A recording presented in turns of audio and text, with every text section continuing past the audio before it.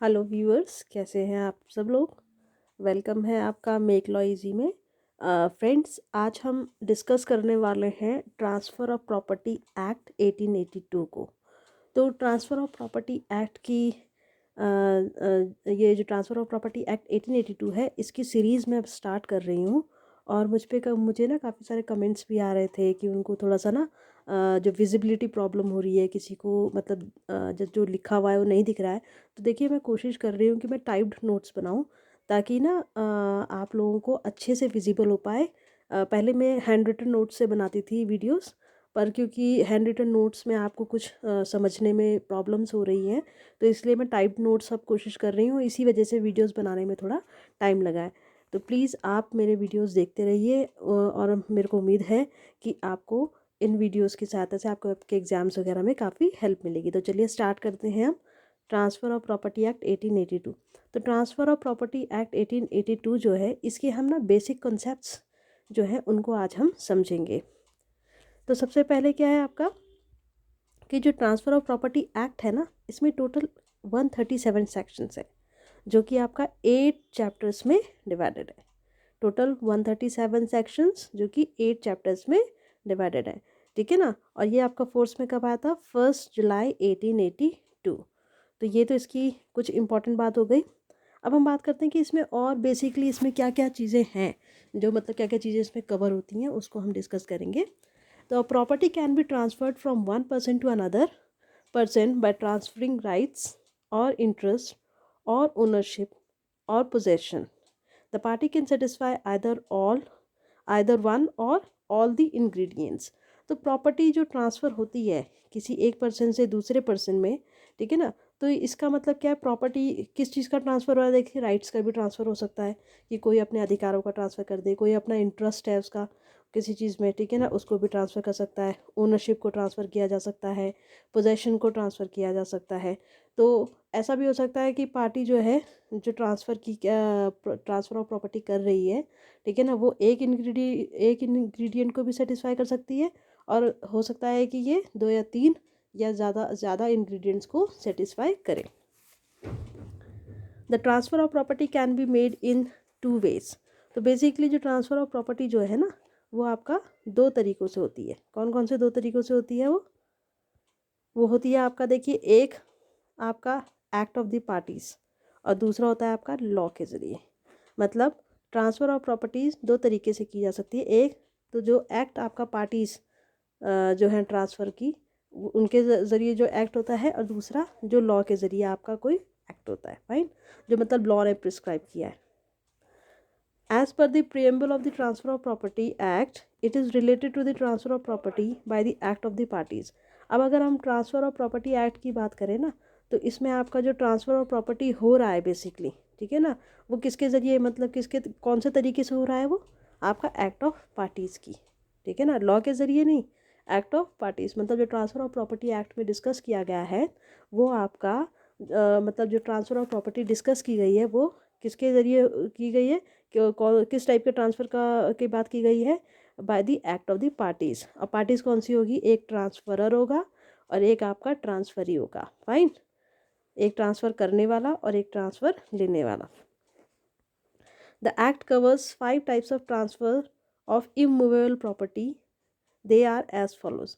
तो ये जो एक्ट है ना, ये जो हम एक्ट बात कर रहे हैं, ट्रांसफ़र ऑफ प्रॉपर्टी एक्ट 1882, इसमें आपका 5 तरीके की आपका मतलब 5 टाइप्स के ट्रांसफ़र की बात कर रहे हैं। किसकी? इमूवेबल प्रॉपर्टी की। मतलब इमूवेबल प्रॉपर्टी के ट्रांसफ़र की बात कर रहे हैं ये। और ये 5 तरीके के हो सकते हैं। एक तो मॉर्गेज की बात कर रहे हैं, जैसे गिफ्ट की, सेल, एक्शनेबल क्लेम, ठीक है ना, और लीज। देखिए, ये सारे टॉपिक्स आपको आपके ट्रांसफ़र ऑफ प्रॉपर्टी एक्ट्स में आपको मिलेंगे। अब नेक्स्ट बात करते हैं हम। It is a general law and therefore it can not prevail over the special laws passed by the parliament. तो बेसिकली ये जनरल लॉ है। जनरल लॉ का मतलब क्या है? कि मतलब सब में एक जैसा एप्लीकेबल होता है, चाहे वो किसी भी कास्ट का हो, उस पर आपका ये रूल जनरली आपका एप्लीकेबल होगा, फाइन। और पर इसका मतलब ये नहीं है एक जनरल रूल है, और इसलिए आपका जो पार्लियामेंट आपके कोई स्पेशल लॉज बनाती है ना, उनके ऊपर ये प्रिवेल नहीं कर सकता। मतलब अगर हम बात करें कि पार्लियामेंट के ज़रिए बनाए गए स्पेशल लॉज और जनरल लॉज, तो स्पेशल लॉज जो है वो आपके प्रिवेल करेंगे, should prevail over general laws. Under the Transfer of Property Act 1882, it mentions that absolute conditional restraint is void and partial conditional restraint on the transfer of property is valid.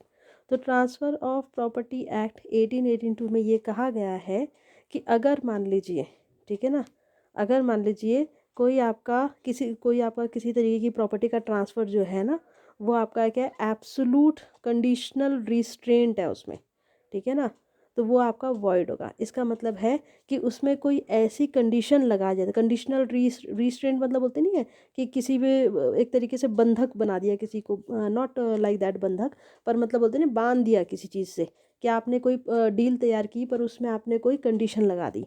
तो अगर मान लीजिए वो condition जो है जो आपने लगाई है, ठीक है ना, ट्रांसफ़र ऑफ प्रॉपर्टी में, वो अगर एब्सोलूट है, मतलब अगर एब्सोलूट है वो, तो वो आपका ट्रांसफ़र ऑफ प्रॉपर्टी क्या हो जाएगा, वॉइड हो जाएगा। बट वो जो कंडीशन लगाई है मैंने, ठीक है ना, जो कंडीशन लगाई है ट्रांसफ़र ऑफ प्रॉपर्टी में, अगर वो पार्शियल कंडीशन है, ठीक है ना, अगर वो पार्शियल कंडीशन है, तो आपका जो कि किसी को बोलते नहीं है, एक लिमिटेड उसके लिए रेस्ट्रिक्ट करती है, लिमिटेड कोई काम करने के लिए रेस्ट्रिक्ट करती है, तो ट्रांसफ़र ऑफ प्रॉपर्टी जो होगा वो वैलिड होगा। फाइन। अब अगर हम बात करें कि ट्रांसफ़र ऑफ प्रॉपर्टी जो है वो आपके किस सेक्शन में डिफ़ाइन किया गया है, तो ये याद रखिएगा, ट्रांसफ़र ऑफ प्रॉपर्टी एक्ट के सेक्शन 5, ठीक है ना, सेक्शन 5 में डिस्कस किया गया है।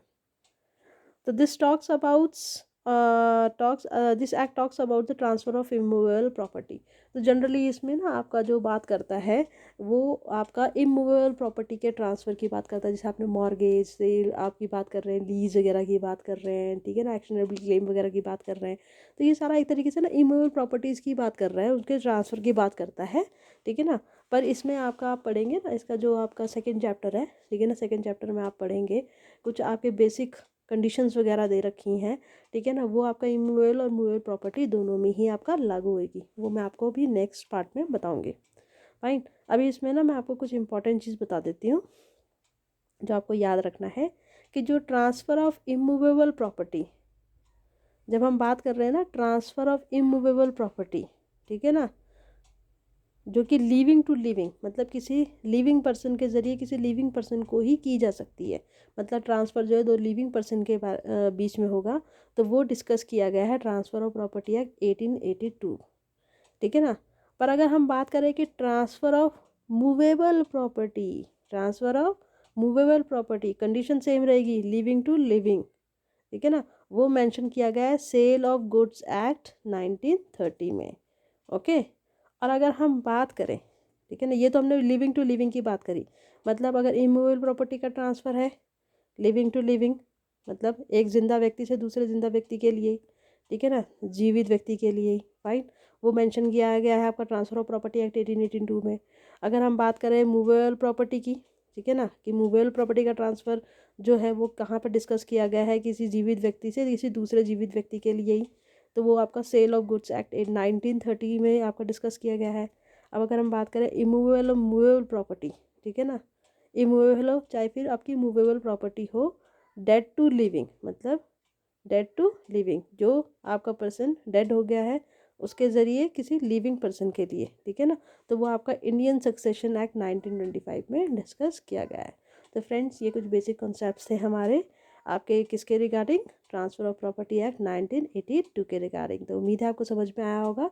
तो प्लीज़ अगर आपको इसी से रिलेटेड और वीडियोस देखने हैं तो मैं लिंक आपका जो प्लेलिस्ट है उसका लिंक मैं नीचे डिस्क्रिप्शन में प्रोवाइड कर दूँगी। Thank you very much for watching.